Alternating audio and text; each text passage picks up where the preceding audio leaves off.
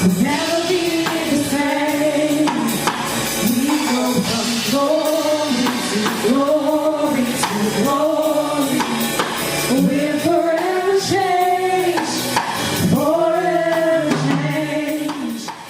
Look at us. Look, I'm not that kind of person, but I do have this thing in me, even though I'm progressive and I'm new-minded, I still have this thing in me that values the old. And I value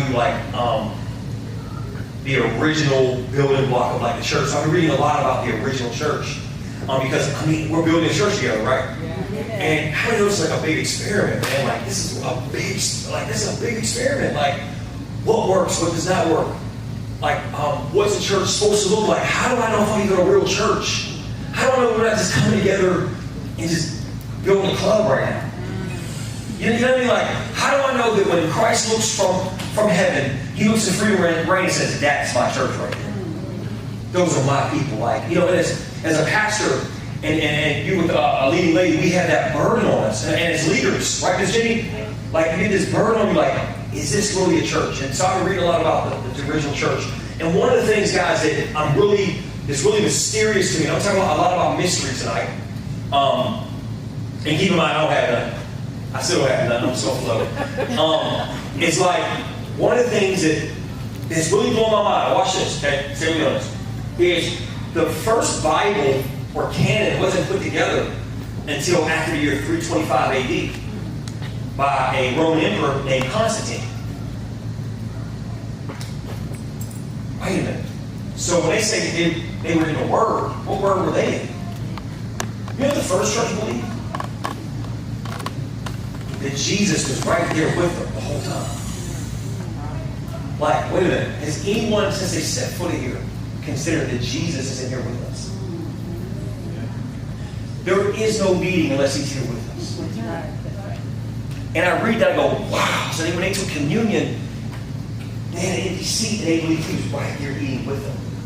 And they communed with them and they talked to him like you're crazy. Talking about Savior, he's here with us. They lived in the Spirit. They believed he accompanied them at all. When he said, I'll never leave you nor forsake you, they took that literally. So if we're here, number one, if we're here, I know, get in the book. You got your book. Get in the book. Get in the Word. You been in the Word this week?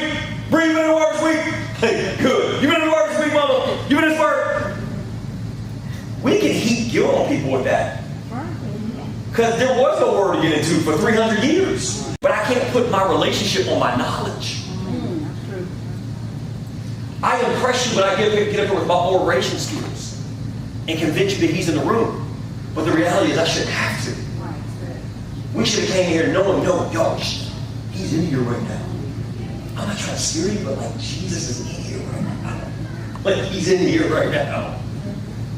Where's he at? That, you know what I'm saying? That's heavy stuff, right? The original church did some amazing things, man. And I think that the American way of church has undone a lot of what God put on the menu in order. Help me out, Sarah. I think the number one myth that you see in Christianity, right, is an individual, personal pursuit. What do you mean? I'm supposed to pray and read by myself? Facts, do that. But the books that were written in the New Testament, they were never written by an author to a person.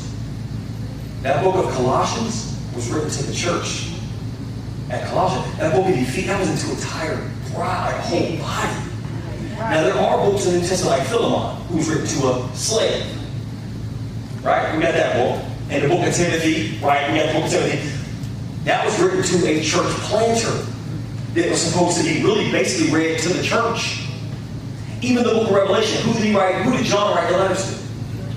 To the angel of the church. And we've discussed this already, who the angels are. I'm not going to split hairs with you whether you believe it's an angel or whether you believe it's a pastor. By the way, did you know that this whole notion of pastor with one voice really is like a new phenomenon? Did you know that? Did you know when they came together, one guy didn't hold the whole meeting hostage? Did you know that? They came and they all contributed. Well, come on, what do we do on Sunday morning? We come, we sit, we wave, we worship, we give, and somebody gets up and speaks, and we had church. And if you took a first century believer from the first century, you brought him to one of our churches, he'd probably like, what is this? Because you could probably take him and put him at a rock concert and be the same thing. So how do we progress as a church, guys, to still keep that foundational truth and core of what it is to be the body? Does anybody don't want to waste time with this? Okay. Does anybody really want to be a real believer, be a real part of the church? Like, I really want to be the church. Right? You guys? So this is an individual thing. Every letter was written to the church, to all of us. So if you read the Bible, you read the New Testament, as an individual, you're actually reading it out of context. Huh? You have to read from the mindset that we're talking about corporate, the body, the church. Are you with me?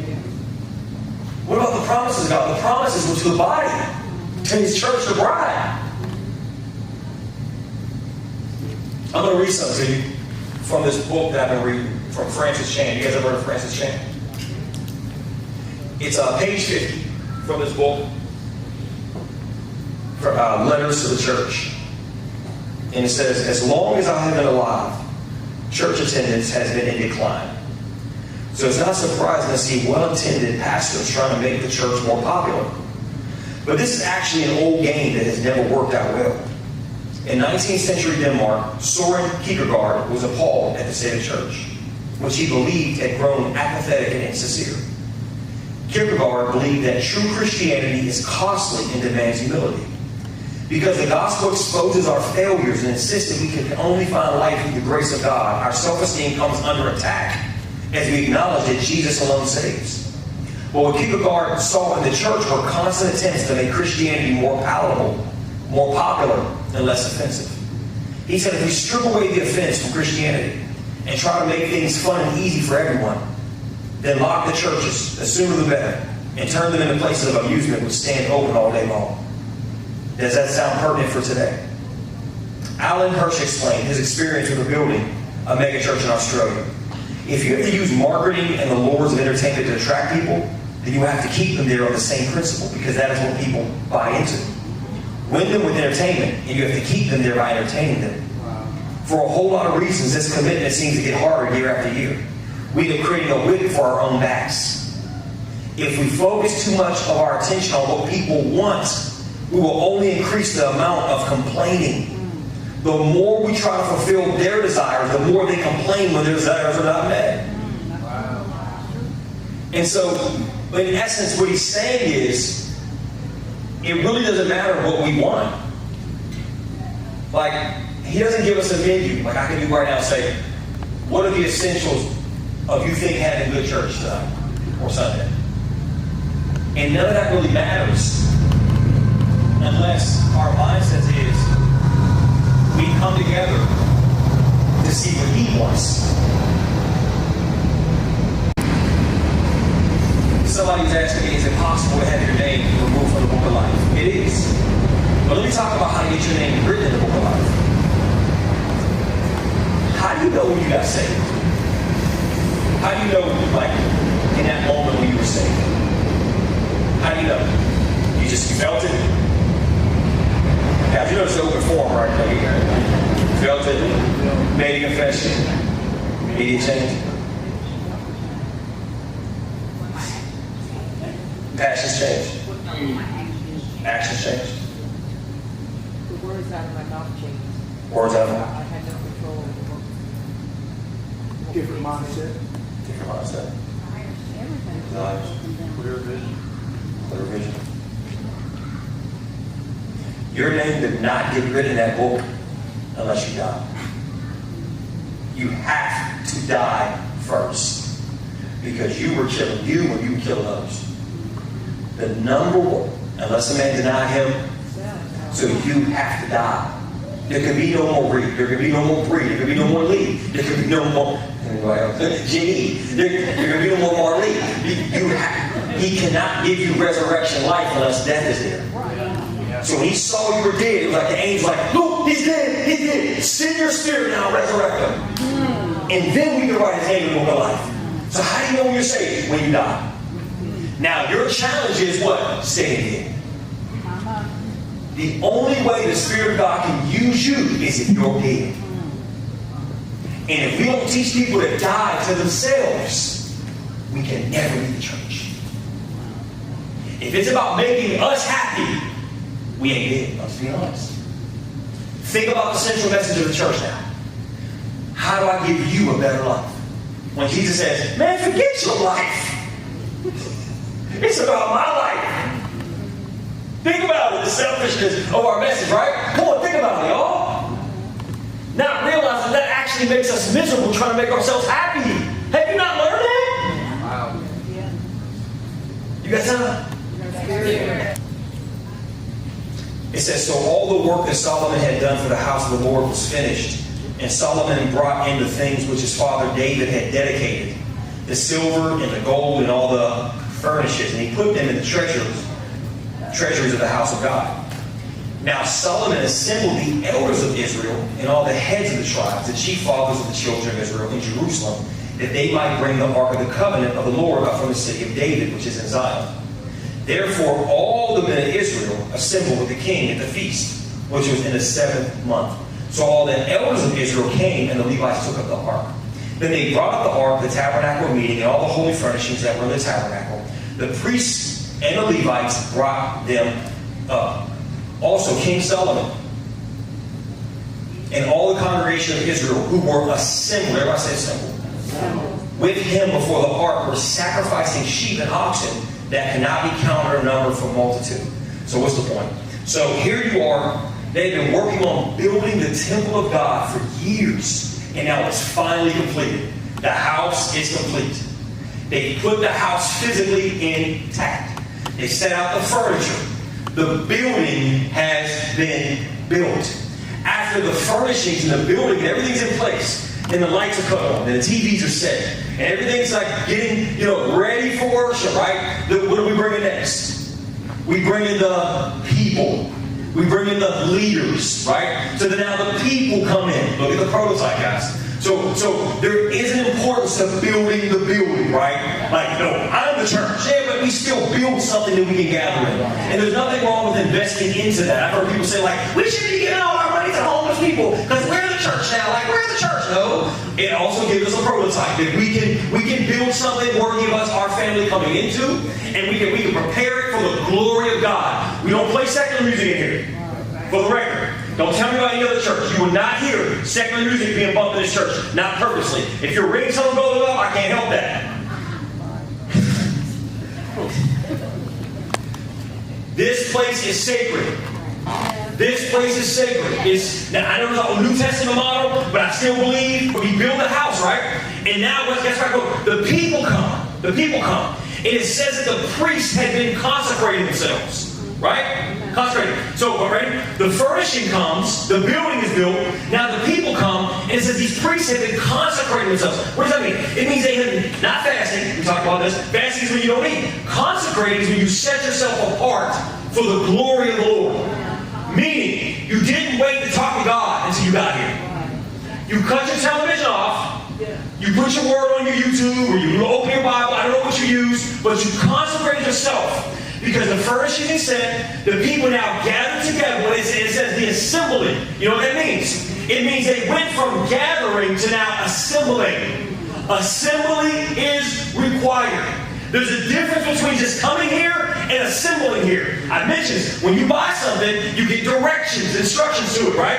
It doesn't matter how quality those parts are. If you don't put them in the right place, in the right direction, with the right screws and nuts, it's going to be a faulty item. So the Lord says, look at the prototype. You build a house, and now you come together after a season of consecration from your leaders, and you find out where you fit in. You find out that you're the prophet, and you're the evangelist, and you're the prayer warrior, and you're the this, and you're the worshiper, and you start to find each other. And he says, in that moment, if you read the rest of it, ready? Look what happens.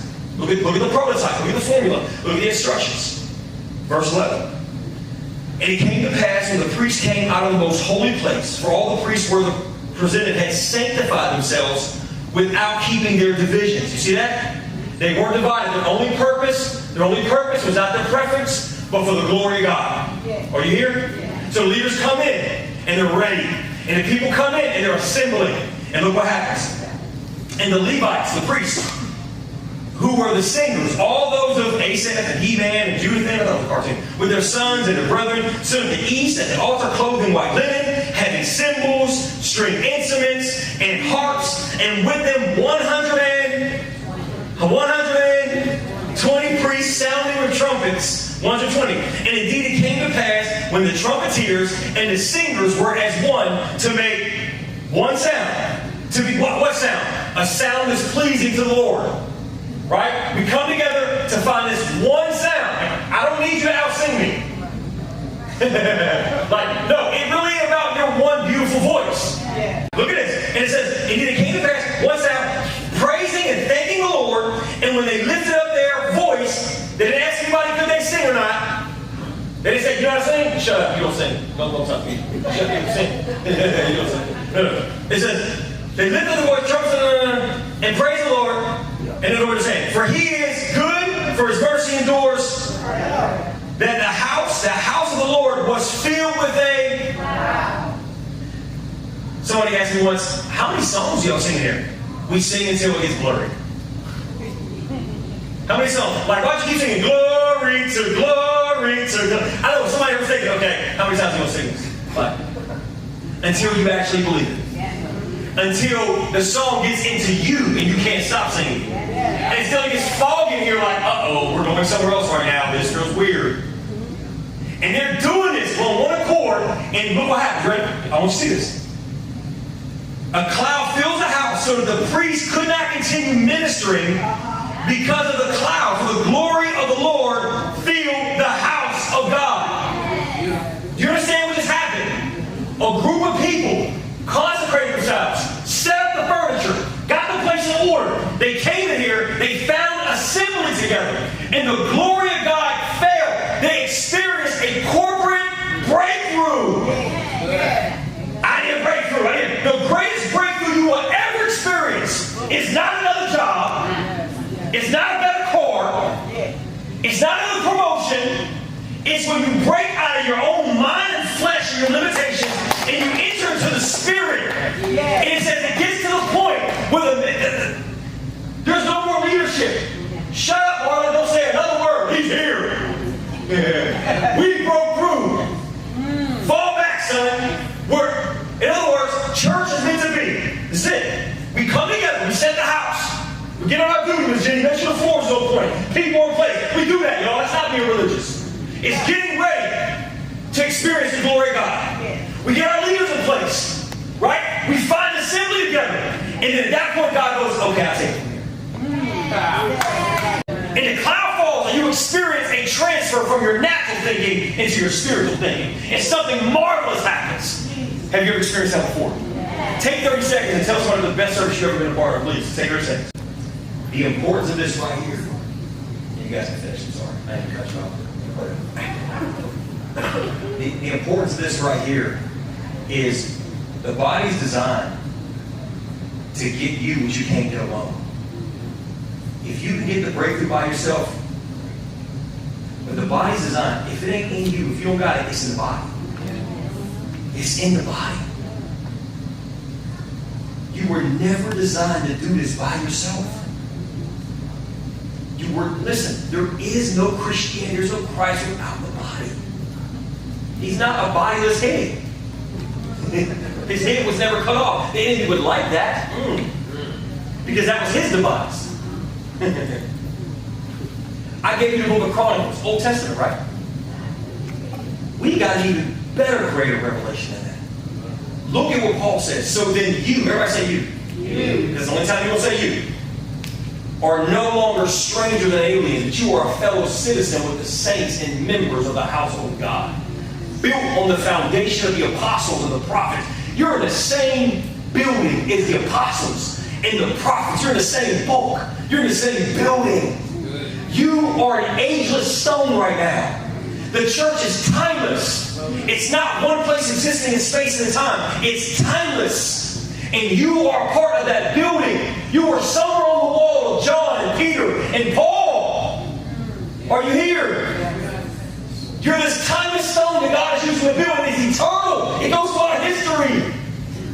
he said, in whom the whole structure being joined together grows into the holy temple in the Lord. Grows into the whole. Everybody say grows into. Grows into. Assembly is required. In my life, that's not about you. But it just won't convenient. It wasn't about you. And until you figure that out, you're going to keep hopping out of the wall. Unsettled here. My daddy was a rolling stone, but you can be a holy stone. In whom you are also being built together into a dwelling place for God by the Spirit. Pause. How many priests were in there? 120. Now, wasn't the last time the fire fell? In the book of Acts chapter 2, 120 are together. And what happens? He sends the fire.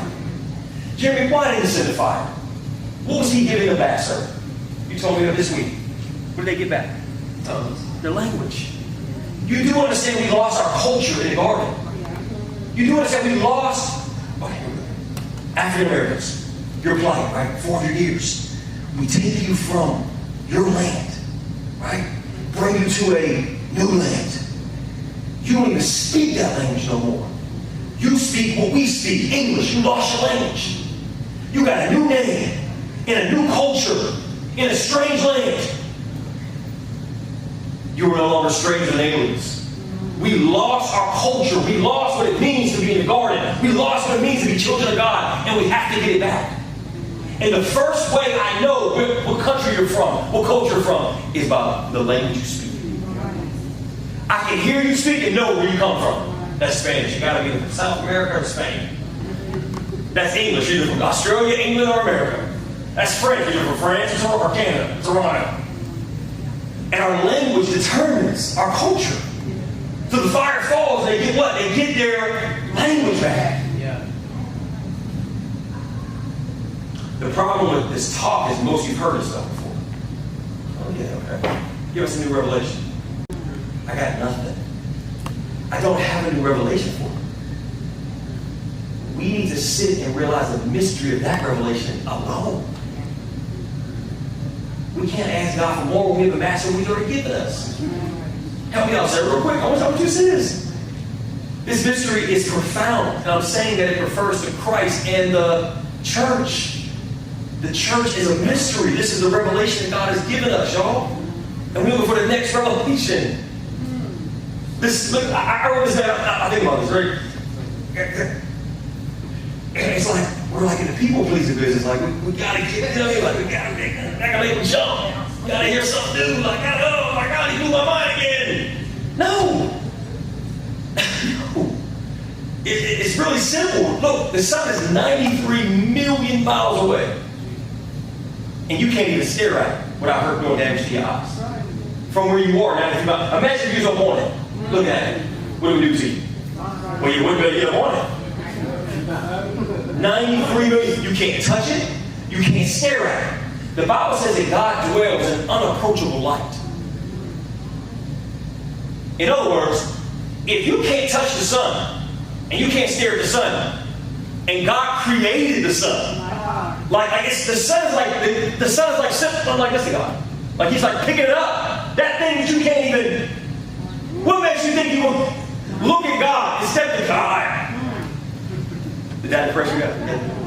No, I mean, I've been thinking about this but we lose the mystery. Oh, God lives in me. God loves the church. And it's like, no, you understand that, like, all this is true. Like, the angels in heaven, you talk about Isaiah, they're covering their face because they can't look at God.